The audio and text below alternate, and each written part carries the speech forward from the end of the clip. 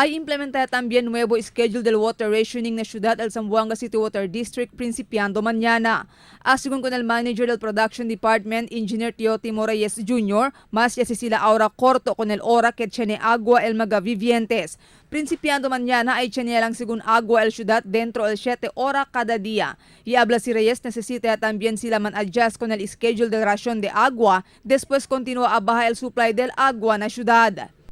Our combined production as of today is only about we are already up by about 31,000 cubic meter per day.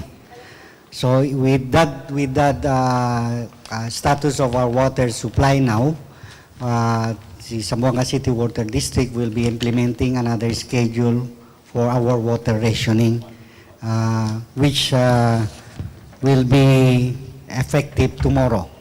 So tomorrow we'll have another schedule for our rationing for us to be able to cope up with the demand, which as you know, once we have this kind of crisis, no, our demand even increases.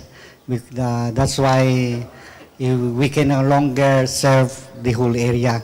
Si Reyes ya habla 74.20 meters el normal nivel del agua na diila diversionary dam, pero Aura ya abaya este na 73.84 meter. Del pasado año, mes de abril pa según ya registra el Water District con el 73.84 meter nivel de agua, pero este año, mes de febrero pa lang ya alcanza ya el nivel del agua na 73.84 meter. Dam level, which is a normal level of 74.20 is now at 73.84. So that level was recorded sometimes April of last year. So meaning that the situation is worse than that of last year.